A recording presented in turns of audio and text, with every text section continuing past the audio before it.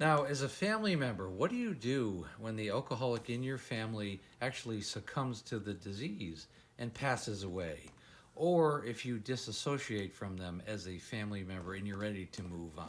What are things that you should do? You really need to you need to recreate yourself and separate yourself from that entire experience in your life. I know in my case, when my wife passed away, I ended up renting my house out. I live in Temecula, and I bought another house. I was able to buy another house about 5 miles away because you really can't deal with the memories of that particular house. Remembering the police coming into the house, the falling the downstairs, just cleaning up the bodily fluids and all the craziness driving through the house.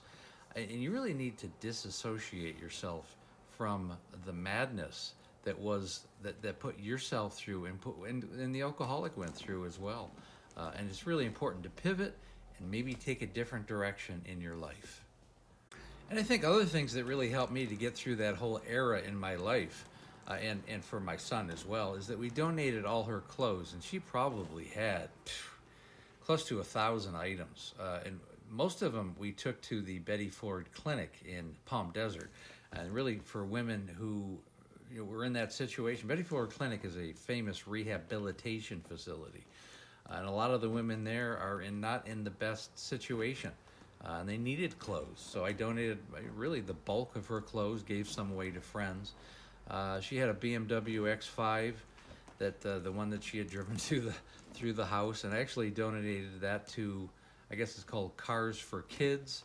About a year and a half after she passed away, it was just sitting around. I decided to donate that. A lot of her jewelry I sold on eBay or gave away to family and friends, and the money went to Hill Recovery, which is a local inpatient facility that Amanda went to for about 6 months near the end. It was actually court ordered, but I thought it was a really good facility. And all these places always need money. They always need money to survive on. So I tried to create things that would both heal the process and pieces of what once were Amanda, and to make some kind of positive light for it, which actually helps her era, her representation. It certainly helped myself. And in my case, my life really changed pretty drastically, because I was asked to speak at one of her rehab facilities that she went to 4 times in Palm Springs. Not the Betty Ford, it was a different one. That's really how I kind of started. From there, I was asked to do podcasts, and that turned into a whole series of things. I ended up doing about 65 podcasts in 4 different countries.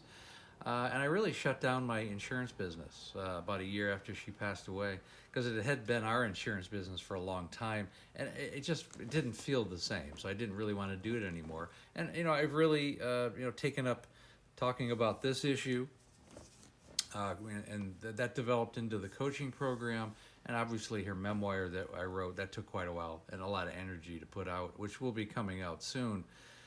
But it's important to recreate yourself, reinvent yourself as a family member, and to move on with your life. Just as if the alcoholic, it's almost the same thing the alcoholic has to go through. They have to reinvent themselves, do something creative, something physical, exercise, and have a purpose, create new purposes in your life. It's the same for the survivors almost as it is for the person who suffers from alcohol use disorder.